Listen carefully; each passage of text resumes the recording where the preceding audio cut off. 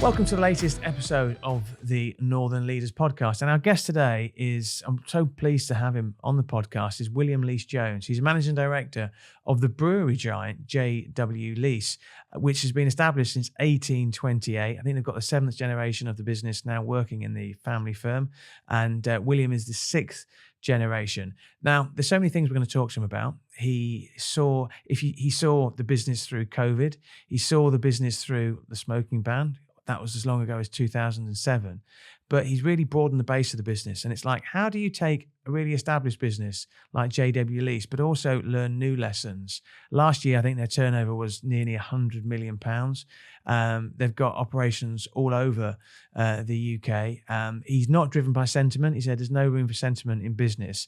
Outside of the business, he's a massive Man United fan. I'm not sure talking about that will be a good thing or a bad thing. He's also a very keen skier, passionate about his family. He's got 4 kids as well. But he's also become very, very vocal on legislation in which he says will affect family-run businesses like his. So we're looking forward to speaking to him. Before then, a quick word about our sponsor. This episode of Northern Leaders podcast is sponsored by Sancus UK, which is a real estate lender based in Manchester. Sancus UK is part of the wider Sancus Lending Group, which has offices in London, Jersey and Dublin. They specialise in short-term lending solutions to support their clients' purchase and refinance requirements, including development funding for SME house builders, as well as investors specialising in residential and commercial assets. Their ethos is simple, and that's to deliver straightforward financing for their clients, which ensures they stand out from the crowd. That's Sancus UK, standing out from the crowd. So it's a big Northern Leaders podcast welcome to William Leese Jones, who's clocked up more than 22 years as managing director of the family-owned business J.W. Leese. Welcome. Thank you, Chris. Great to be here. Now, the guests may change, but the questions don't, and the jokes don't either. But 2 questions we always start the show with is, what does the North mean to you?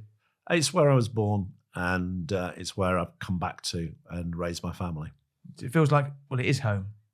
Yeah, very much home. And I mentioned before that you've been the MD at J.W. Leese for 22 years. You've worked in the business for more than 30 as well. You're a good person to answer this question, but how do you define leadership? I think leadership is doing the worst and best job in any organisation. It's being an example for everybody that works there, but basically doing whatever nobody else really wants to do and then working out whether it was worth doing in the first place. Thing is, we've known each other for a long time and we have long, lengthy chats. And given the fact that your first 2 answers have been so short, this podcast could be over in 6 minutes. But really succinct and to the point. Your family-run business, JW Leese, was established in 1828. Right, so it's not a typical family. So I want to take you back to your childhood. When did you become aware that your family wasn't the same as everybody else's family and they've got this rich history with the brewery? When did you first realise that? From a very early age, in that every time my dad took us out, we'd always end up stopping at a pub on the way. And then my dad was the same, incidentally, for different reasons.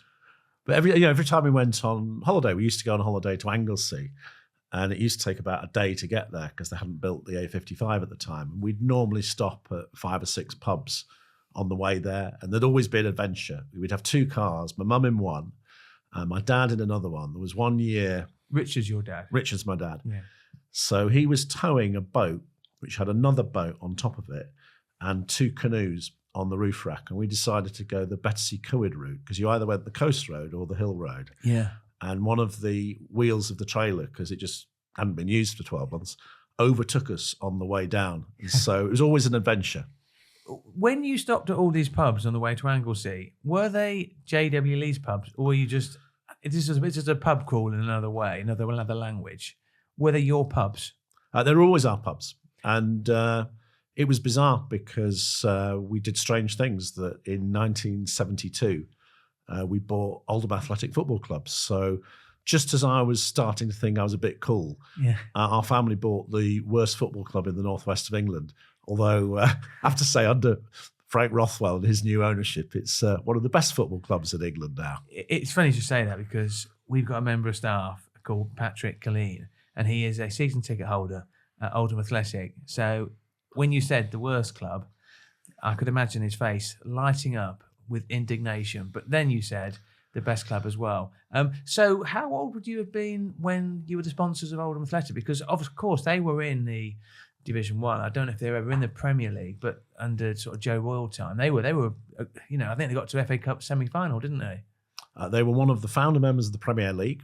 They got to the League Cup final, where in 1988, I think they were beaten by Nottingham Forest. They were unbeatable because they had a plastic pitch that nobody could play on. Yeah, and it used to it'd come down, it'd bounce up, and it'd go over people's heads as well. So basically, what you're saying is that Oldham, were lucky because of their plastic pitch. No, you weren't saying that at all. That's me putting words into your mouth. When I was going back through the interviews that I'd done with you over the years, and I look back on one interview that I did in 2012, and I came to your Green Grape Brewery headquarters in Manchester. That place is steeped in history. I mean, went in the boardroom, you've got wood panelling, you've got pictures of all the previous, managing directors of the business, and it was steeped in history. You said at the time, I never planned to work in the business when you were younger. You actually said, I've always thought people who work in family-owned businesses couldn't get a job anywhere else. Is that still your view? Yeah, pretty much so. And it's a strange view because my eldest son joined us in the business 2 years ago. Lewis, seventh generation. Absolutely, yeah. And what was his view in terms of, because you've got this rule, which is you've got to work 5 years on the outside before we'll even consider employing you within the company. Now, your own story wasn't dissimilar to that, was it? Because you went down to London and you weren't interested in working for the business at that stage. You worked for an advertising agency, didn't you?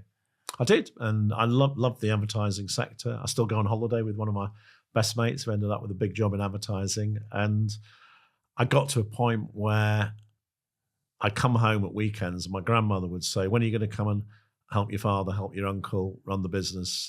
We got work that you need to do. And there's this combination of a sense of obligation, but also a sense of excitement on the basis that, it's your very own train set and it's a brewery and it's got pubs. What could possibly go wrong? As a young man and as a child growing up, were you interested in the business? So when your dad, and I think your dad ran the business with his brother, didn't he, for a best part of 40 years? Mm-hmm. Were you interested in the business, or did you, as somebody who'd spent your life, connected to it, just want to do something else? I think that my father was very liberal in terms of where, as kids, we were all going to end up. He just encouraged us to do what we were best at. And it was lucky because my cousin Michael, he qualified as a brewer. And my brother qualified as a chartered surveyor. My sister went to go and work in the city and worked as a bond fund manager. And my cousin got qualified in catering. And so we actually all brought complementary skills together to the business. But at the same time, I had this irrepressible desire to prove myself, which, to be fair, my son Louis had the same thing, that he was working in the big wide world. We got this 5-year rule, so you can't come into the business for 5 years. And then lockdown came along and he was locked down working at the Four Seasons Hotel in Kyoto, which didn't work terribly well as a takeaway restaurant. No. I mean, I want to ask you about Lewis and your approach to him, because I also want to talk to you about your father, Richard's approach to you when you did actually join the business. What's clear when we do the Northern Leaders podcast is that so many people have those sliding doors moments, the things that change the direction of their life. You were 28 and one of your clients approached you and was tapping you up to become, I think, the chief exec of their business. You weren't going to have any equity, but you're going to be paid a big wedge. Okay. And that prompted a sliding doors moment. Just tell us about that.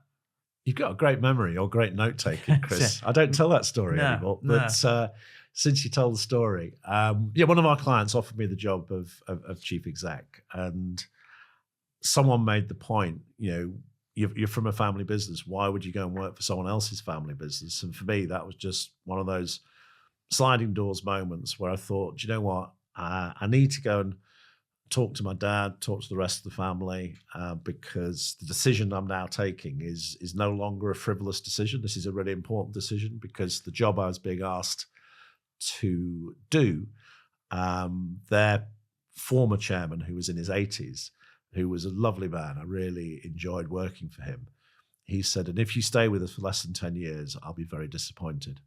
Well, you asked, have I got a good memory or have I got great notes? I think I've got a good memory for certain things, and I had good notes because I read back on your answers to that question when you were describing that, that epiphany, if you like, back when you were 28. And you said, I was going to shadow the current chief executive for 18 months, and they were lining me up as a successor. I shared sandwiches with the chairman in his office. He said, I'll be paid a good salary, but would never own one share of the company. He asked me why I didn't work for the family business and suggested I speak to my dad. Thereby, or therein, followed what could best be described as a slightly tricky conversation with your dad, Richard. Okay. So just relive that moment. I'll never forget it because I'd recently got engaged. I got on the plane. In those days, you could fly from London to Manchester without having to get there too early. I got a taxi into the centre of town, met my father in our solicitor's office at Lawson, Coppican Hart on Tib Lane, just off whatever it's off. It's not, I was going to say Deansgate, just off Cross Street in town. And I basically was thinking, well, Manchester's looking nice today because the International Olympic Committee had visited the day before and they'd sort of hidden Moss Side. And we talked about what working in the family business might look like. And it was significant because my younger brother and my younger cousin, Simon and Christina, they'd already started working in the business. And so part of me was thinking it would be really unreasonable to stay away for longer on the basis that just as they were taking the company in whatever direction that was going to be, what a nightmare for the elder brother, elder cousin to turn up and say, what about me? Yeah, and the thing is, you wanted to be the managing director. This feels a bit like this is your life for the older members of our listening audience. And this is what I wrote at that interview that we did in 2012. It said, William was given the job of overseeing Willoughby's, the group's wine business. You said this, quote, when I first came in, I had quite a long induction. I was cocky and my dad, Richard, was quite hard on me. You often hear that about family-run businesses where because you're connected, to the owner through family ties as well, that your dad or whoever it is can be particularly tough on you. What do you remember about that stage in your career and your treatment by your father?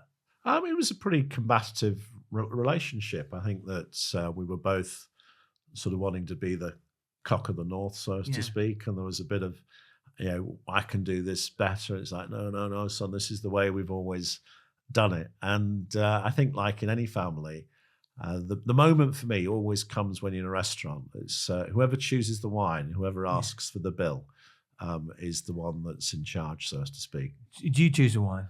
Yeah. Yeah, okay, absolutely. You mentioned except earlier, when I'm out with my dad, in which case it's really important to him. Yeah, you mentioned your son Lewis, who's just joined the business as well. How old is Lewis? He's 28. 28, which is exactly the same age that you were when you joined the business all those years ago. Do you treat Lewis any differently? And do you treat Lewis the same way that your dad treated you when you joined the business? No, completely differently. In that I didn't really report into anybody, whereas he reports into our finance director. And he joined us in a pretty specific role as openings manager. Yeah.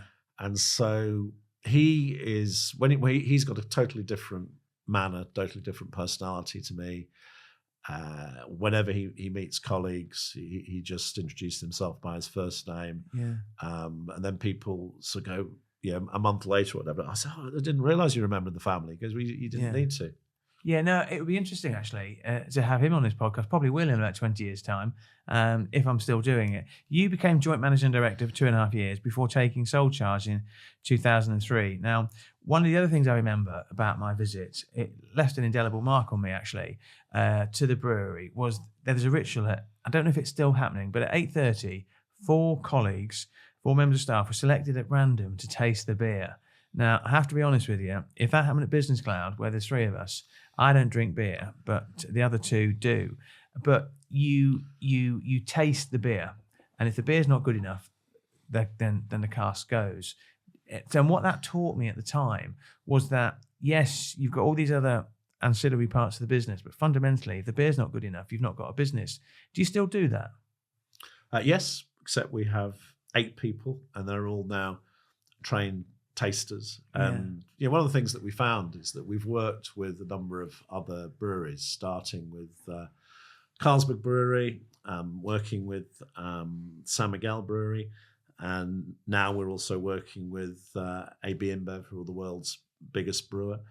And so the way that they were tasting beers, we were tasting against profile and against recipe, and they were tasting against off flavors, on the basis that the assumption that you can get the beer right goes for everything. But the one thing I'd say is that the best people at tasting our product are the people that go into our pubs every day and drink several pints. Yeah. And when it comes down to it, product quality now compared to 30 years ago is just much, much better. But I just thought the tradition, if you like, and the attention, excuse me, the attention to detail was there. When I went in there, and it would be something. Oh, I'll tell you what, we'll check the beer once a week. We'll do quality control in another business once a month. This was every day. You were checking the quality of the beer to make sure it tasted to what your customers expected. So no, that left an impression on me. The other thing I was thinking about was that the way pubs have changed. So you mentioned that when you went down to Anglesey on your holidays, and your dad would stop at 5 pubs along the way, and I was thinking about when my dad, God bless him, went to pubs. We had like 5 pubs in our village of 3,000 people. We've now got one. It's a gastro pub. Does that count as a pub these days? I'm not sure. But the old end of street pubs changed. Then back then, if you ordered food in a pub, you got a bag of pork scratchings. Food's become so much more important to a pub. People smoked, clearly. Then you had smoking shelters outside, and then and I think pubs have completely changed, and they've changed under your watch massively, haven't they? How do you look at a pub now? I mean, how much of your income is derived from food? How much is derived from drink? How much is derived from the inns that you run? When I became managing director, we had 172 pubs. We now have 138, but we've sold 124. And so pretty much everything's changed. And going to the pub has become a more premium experience. It's much more expensive. When I first joined the brewery, our best pubs were big boozers in the middle of council estates. And today, our best pubs are balanced businesses, the 50 pubs that we run on a managed perspective, where we run the retail, 40% food, 40% drink, 20% bedrooms. We now have 366 bedrooms within the business. And in the last 3 months, for instance, we've opened 2 new pubs, one of them the Bellflower in Garstang, which we bought off Marston's, and the other one, the Craigside in Llandudno, which we bought off Whitbread. And both of those are so different to the pubs that we were running 25 years ago that I wouldn't have believed it 25 years ago.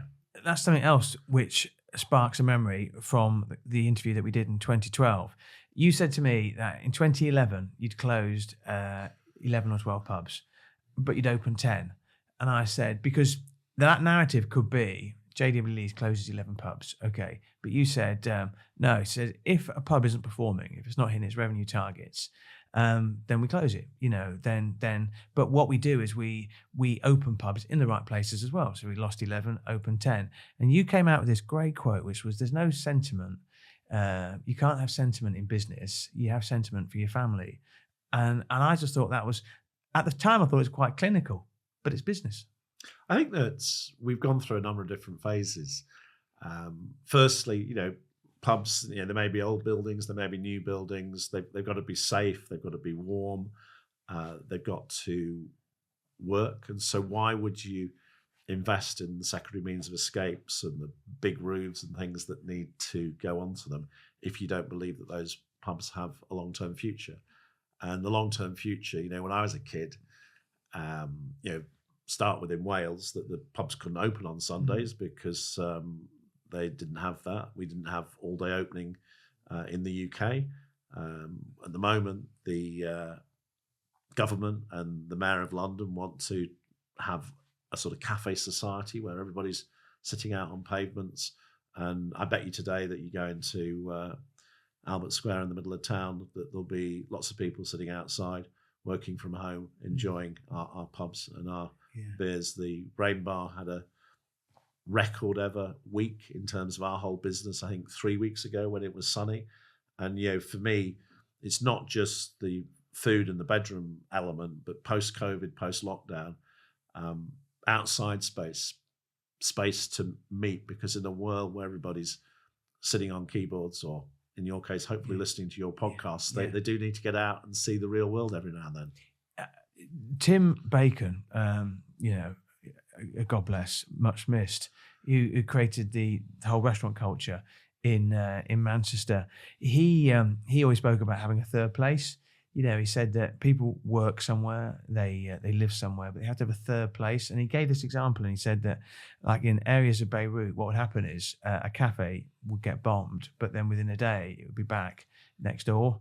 And it's the third place. So if we looked at your pubs now, do people use them as? I mean, have you gone down the route of co-working? Is that the future? Co-working space? Do you see that as a future? You go to the gym now. I go to the gym not as often as I should, and people come up there with a cup of coffee and make it last all day. What does the future of pubs look like for you, would you say? I think that co-working is a bit of a challenge, to be honest, in that we've got a few sites where they'll let people sit there. But as soon as you've got your laptop screen up, in my mind, you're creating a barrier, so to speak, whereas we want people to be in pubs, enjoying the company of other people. We're not quite as extreme as Sam Smith's, where they actually ban mobile phones completely. And from a third place perspective, going back to what you were saying about Tim, I 100% agree, on the basis that in a world where work is becoming more fluid, having those spaces and having those facilities where we are seeing that things like private dining rooms, conference rooms, things like that are being used a bit more. But the other side of it is that nobody likes paying for them. One of the things that, one of the many things that always impresses me about you is all the attention to detail. I'm not going to turn it on its head and ask you loads of unfair questions like I do with the politicians, and they say, how much is the price of bread? But I bet you, if I said, right, okay, here's a piece of paper, write down as many of the pubs that you have in your business, I bet you could probably name them all. Yeah. Yeah, absolutely. Should we start? No, I'm not sure we'll get a big audience for this, but equally, if I said to you, okay, what's the price of a pint of such and such, et cetera, you're all over the detail, aren't you? Yeah, and I think you have to be. And I think that, I forget who it was, I think it was David Sainsbury, Retail is Detail. And I think that from the moment that you walk into a pub, I think these days, there's good and bad about paying with plastic and things like that, on the basis that round buying seems to be a little bit of a thing of the past, and younger people want to split bills, and we just order and pay. And to make order and pay work, you've got to have really decent Wi-Fi. And I do worry a little bit about the tech side of things. If we look at retailers like Marks and Sparks and the Co-op, who've had really big problems with their online offerings, that if they're having problems through cybersecurity, a little company like John Lees will really struggle. You say a little company. I mean, last year you turned over, I think, 96 million. And that was was it 71% increase? It was a significant increase. Yeah, huge numbers. Can I ask you one more question before we go for a quick break? The company motto is "Be Yourself." What does "Be Yourself" mean? It means to be authentic. It means not to try to be something that you're not. And I think that in a world where people want to embrace diversity, we want to embrace individualism and the fact that everybody's welcome in one of our pubs. So you look at like Timpson's and James Timpson and John Timpson, I think is a remarkable man as well. What they've always done, they've talked about upside down management, where they entrust their staff to make those decisions in their shops. So does Be Yourself, do you empower your staff to make those decisions, or is it a question of be authentic, don't be somebody you're not?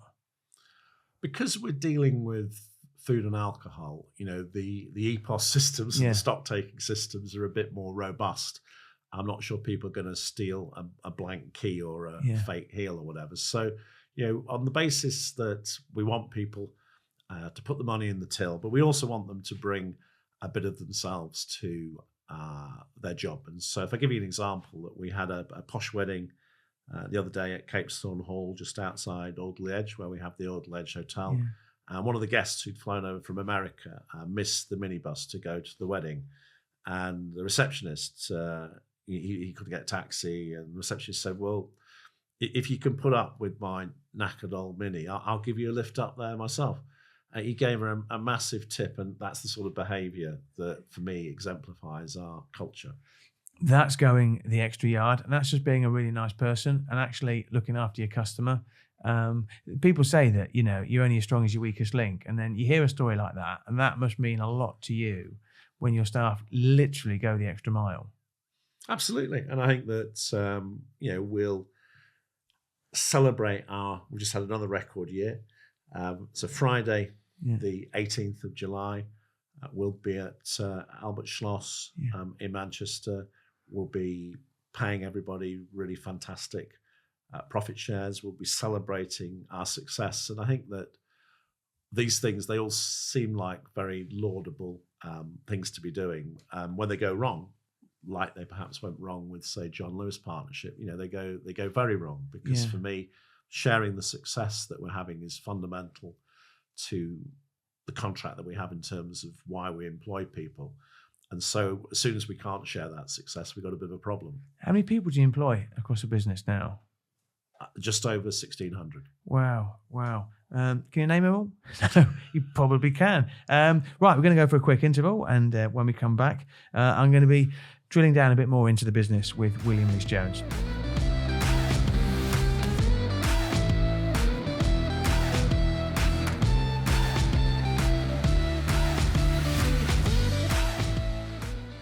Well, welcome back to the Northern Leaders podcast with William Lees Jones, Managing Director of JW Lease. We were talking earlier about, about your approach where you go out into pubs and you do market research, and you go out with members of your family once a month as well. Do you still do that? And is that to stay sort of connected with your finger on the pulse? I try to get to every single one of our pubs at least once a year. And those of us that from the family work in the business will go for lunch once a month to get stuff. Did you pay for it? What? Would you pay for it? Yeah, absolutely. Yeah, absolutely. Because sometimes I've seen that, and somebody who was very successful, and he said, of course I pay for it, otherwise I'm taking it out of my own pocket. So you go to a pub at least once a month, and you try and visit each pub at least once a year. Is that right? I try to go to the pub most days. Yeah. On the basis there's always a pub on the way somewhere. And so that makes my job much easier rather than having to cram all my visits in. But as a board, in the 2 weeks going up to Christmas, we'll split up all the pubs and we'll visit every single pub with a gift. And we'll all do a report in terms of how each pub is. And this year, I got the North Wales shift. So one of my daughters, she works in London, she came home, and it's like, right, let's go and have a day out in North Wales. And because I've got an electric car as well, that was going to be a bit of a challenge. We were going to be able to get round. And we found out that our electric charging network works. The pubs were in good shape, but it was a really windy, stormy day, so it was quite scary at times. But I saw that. We ran a story in Business Cloud about the fact that JD Lees has spent, I think it was, whether it was you or the provider, 1.2 million introducing EV charging points at your pubs as well. Yeah, that's just adapting. But once again, I think it highlights your attention to detail as well. When you go into all these pubs, when you go in, do you go in as a secret shopper, or do you go in, do people know who you are? Is your visit announced in advance? Never announced in advance. I normally arrive with either litter or empty glasses that have been left outside, and the sense of disappointment of the people when I give them those, because they know they shouldn't have been there. And we have this sort of tacit look where they go, it's never going to happen again. Yeah. I didn't say anything. No. And so, for me, that's the problem with visiting pubs, is you can always find something that's wrong. And I think that one of the things that you mentioned earlier, that when we went from this stage of looking after our boozers who were all smokers and building smoking shelters outside pubs, we made a massive mistake because we were trying to accommodate our smokers, and we were trying to put these shelters around the front doors, which was actually putting a barrier to entry, to saying to families who were going to come into pubs and buy more food that the smokers were more important than they were. And so for me, the welcome is really important, the curb appeal, on the basis that you know that your regulars are going to go in anyway, or you hope they're going to go in anyway, and you can work out their lifetime value. But it's the people that are going to come in and they're going to say, wow, this is amazing, we must come back here. They're the ones that we want. When Steve Morgan went back into Red Row, having left previously, and Red Row was in trouble when he went back, he tells a story that he went back to the head office, went into the car park, saw there's weeds in the car park, saw the windows weren't clean, and saw the mat wasn't out. And he just went around and he said, look, this is people's first experience of Red Row. It's not a great experience. And he moved all the people into one half of the building because they were spread out, to create this really bubbling atmosphere as well. If I go into a pub, and not necessarily a JD Lee's pub, maybe a well-known chain, and you see tables haven't been cleared. There's tables and chairs, and the food's still left over on the tables. That's not a great look, is it? Whereas you are all about the detail. I think it's a terrible look, and I think that, for me, any decent business can never take its customers for granted. And we have this, I think, amazing entrepreneurial community in the Northwest. And so you mentioned Steve Morgan. We bought a site off Red Row, and the Aviator at Woodford Aerodrome, which Red Row had been developing. And we were talking to his people, and in the end, Steve phoned up and said, look, this is much simpler if you and I just negotiate the price. What a terrifying prospect, negotiating with Steve Morgan. Yeah. But the thing I'd say is that Red Row, as a developer, I've never had a new build site where the builders were tidy, all of the boarding was amazing. There was never any sand or cement on any of the access roads.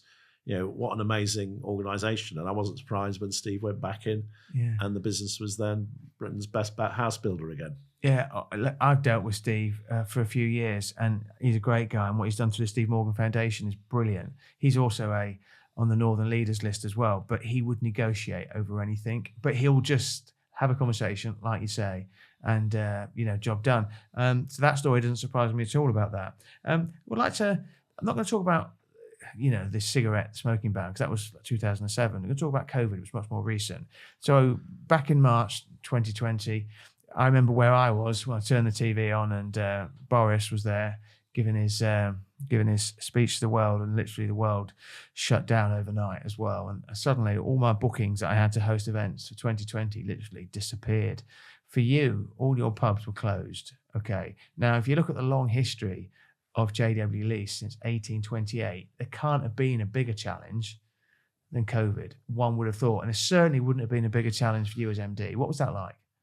It was everybody's worst nightmare. And I am on the board of the British Beer and Pub Association, and the week before I'd been on a board call, and we were saying, well, we need to talk to the media. And I said, well, I was at university with Louise Minchin's husband, so I'll phone up Dave. And so Louise phones back. She goes, I can't just get you on the telly like that. Anyway, her producer phoned me back, and I went on BBC, and we had the makeup, we had the hair people. Not that I needed much. You wouldn't need any makeup. Anyway, the weird thing was that because I didn't do anything stupid, lots of people were being interviewed, and they were doing things that were stupid. And they kept asking me back. And I think that when we were locked down that first time, you'll remember, Boris came on the telly, and it was at 5:00 in the afternoon, Friday the 20th of March, 2020. And he said, and the pubs will close at 11 o'clock this evening. And I went to 6 of our pubs on the way home, and I could just see people were terrified. And I ended up in our local, and I went round all the tables, buying everybody a drink and saying, we'll see you on the other side. And there were people saying, could you just keep away from me, please? Yeah. And you could tell that we were going into something unprecedented. And for me, that was the danger, because I don't think anybody knew what the consequences were going to be. But for me, as the leader of our 7th generation family business, the one thing you don't want to be is the person that is responsible for turning the lights off. No, and like I look at the way that fear factor, and it was genuine. 600 people were dying a night in Italy, but then you had this hysteria. And as I'm saying, I understand it. I absolutely understand it. But I think if you went through that situation again, I think society would treat it differently. I was going to sort of ask a question about politics a little bit. So obviously during COVID, the government came up with Eat Out to Help Out. Okay, and you became quite vocal on social media. You mentioned that you suddenly became like the sane voice, if you like, and you for these media appearances as well. And Rishi came out with Eat Out to Help Out. How important was that? And then everything that happened got weaponized, didn't it? Eat Out to Help Out was the single most profitable promotion that I've ever seen in my whole time in this industry.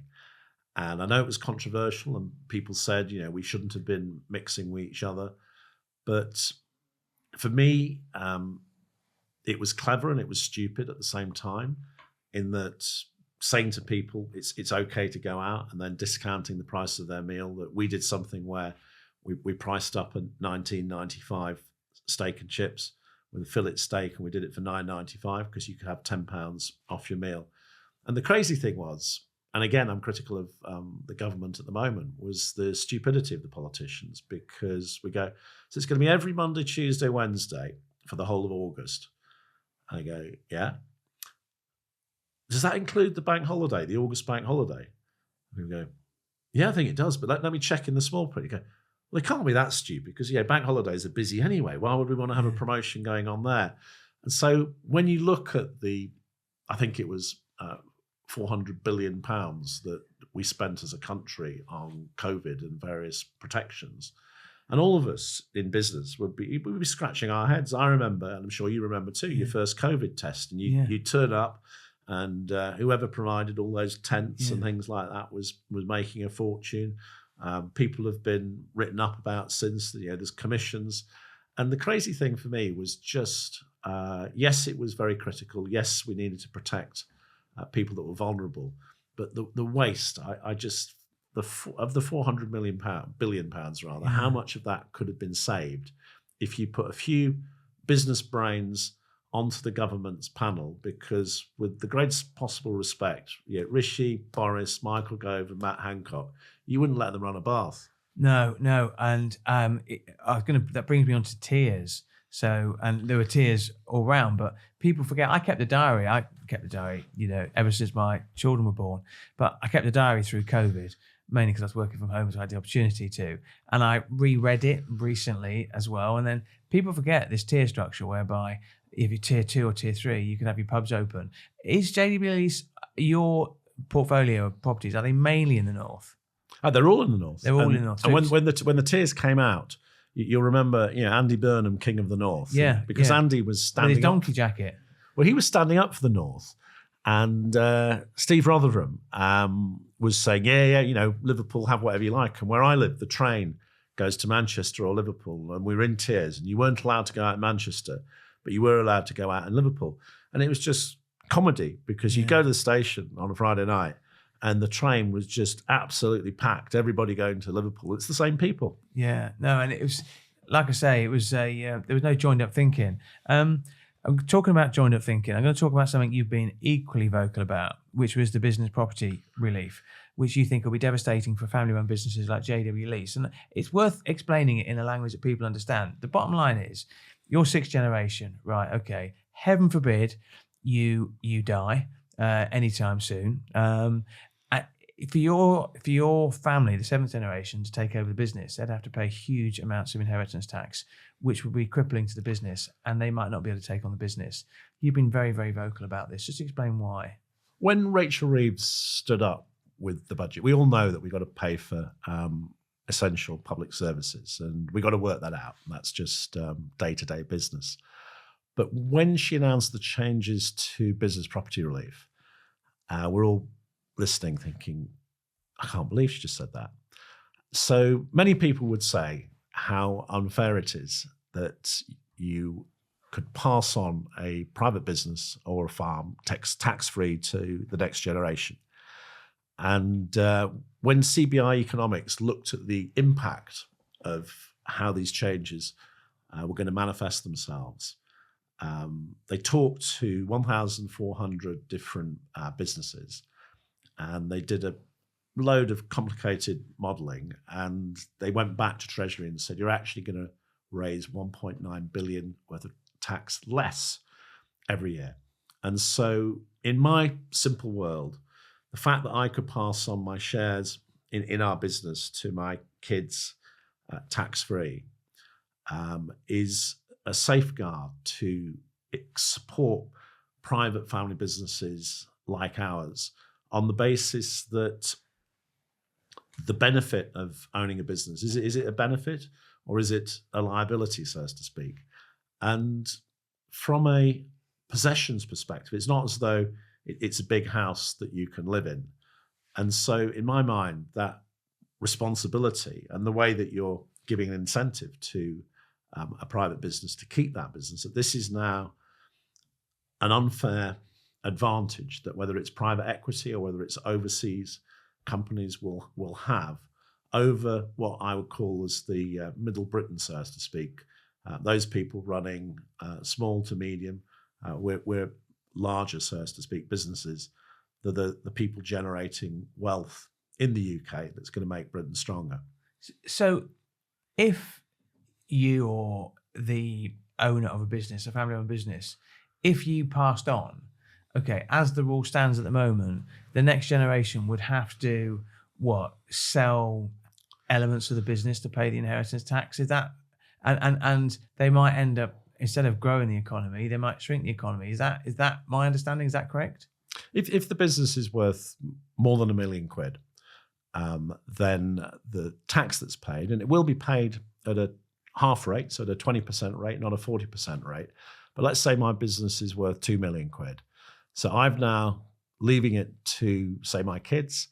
It's a £2 million business. For the £1 million, they've now got to find £200,000 to pay for that.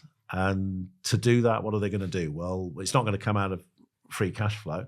So they're going to have to sort of sell some assets. So the business might have to make a few people redundant, might have to sell some assets, might have to get rid of the freeholds and do a sort of sale and lease back, so as to speak. But it's going to take the business backwards rather than take the business forwards. No. And if you multiply that by a business which is worth hundreds of millions, then you can see, how it's just not viable at all. I talked about something, very sad, actually. I was very sad to read about the death of your brother, Simon, your younger brother. He was only 58 and he died last year, and I read the tributes.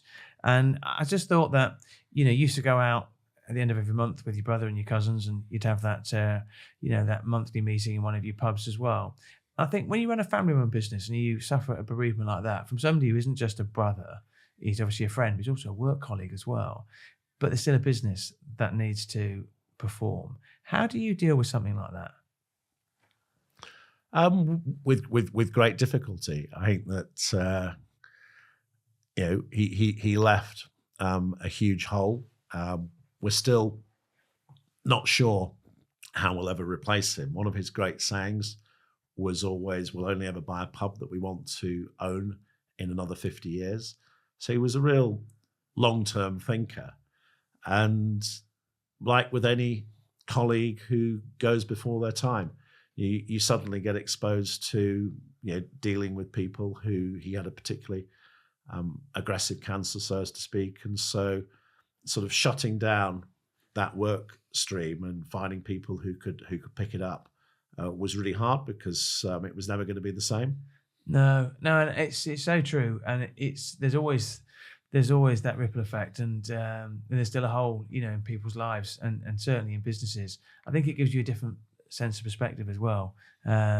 So, last couple of questions, if I may. I looked at your revenue figures for last year, and you're going to be 200 years old in 2028, the business. Revenue's up 9% to 96.8 million.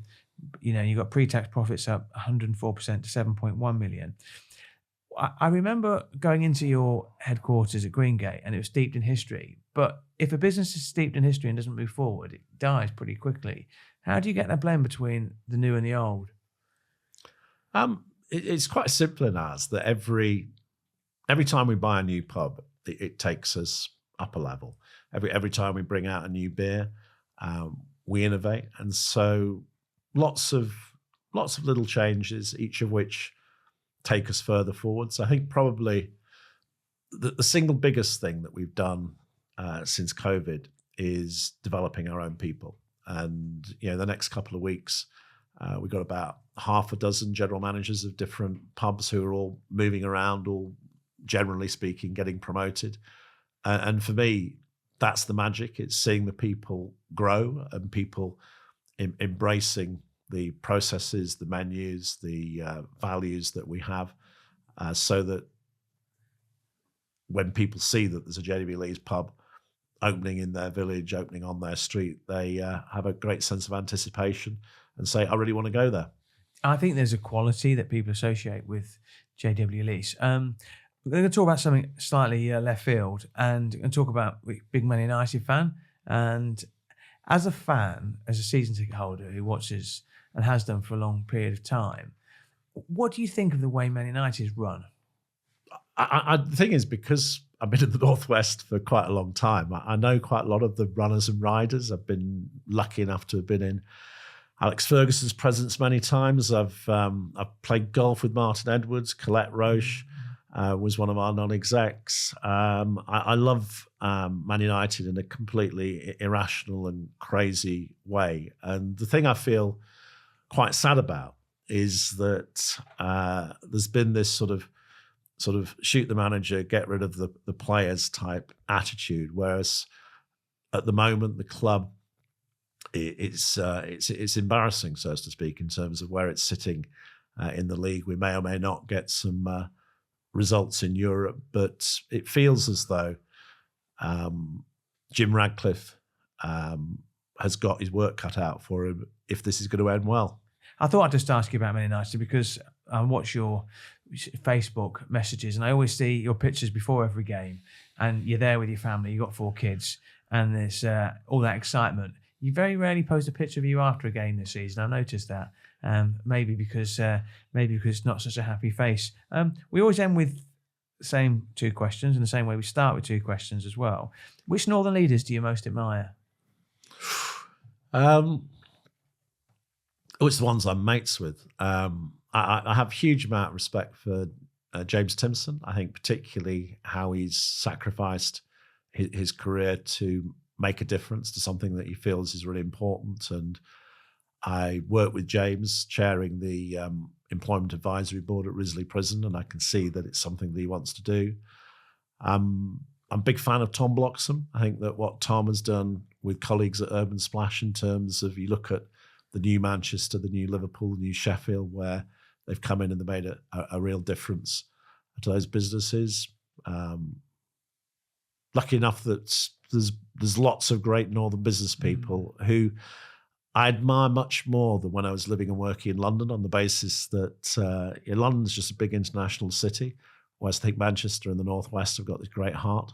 No, I agree with both those examples, actually. And this is the final question. Many years from now, what would you want your epitaph to be? He was a nice bloke.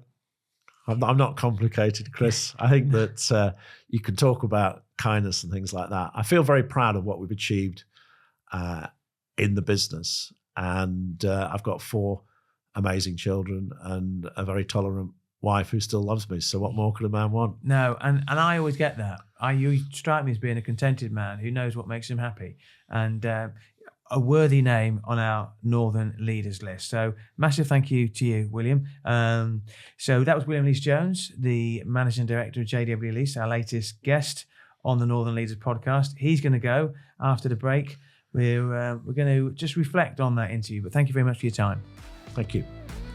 Business Cloud provides tech insight with Byte. To get the best business tech news straight into your inbox, just subscribe to our free newsletter. Details on our website. So we're back. We've just interviewed William Leese Jones, Managing Director of JW Leese, and the interview was everything I hoped it would be. He's an amazing guy who runs an amazing business, and sixth generation, son now seventh generation, working in the business. And I think it was really interesting to look at, his journey, which has been an incredible journey as well. I also think, and he probably wouldn't say this, he's a man of incredible influence. Politicians listen to him, and he uses social media in a really big way, and the media respect him. I think it's a fantastic business as well. And the nice thing about, William is he's as nice off air as he is on it. He speaks to anybody. He's a really personable guy. And I think he's got the best job in the world, because basically he's paid to drink beer and eat food. And I think he'd probably say that himself. So that's all for this episode of the Northern Leaders podcast. Huge thanks to our sponsors for this episode, Sancus UK, which is a real estate lender based in Manchester. Special mention to Andrew Charnley, who's just joined there. And thank you finally to What Media for producing this podcast. They do go above and beyond, and they turn our conversations into a podcast that we hope you've enjoyed. If you have enjoyed it, please give us a 5-star rating for the podcast, and it helps spread the word to other people as well. And tell your family and friends. My name, as always, is Chris Maguire.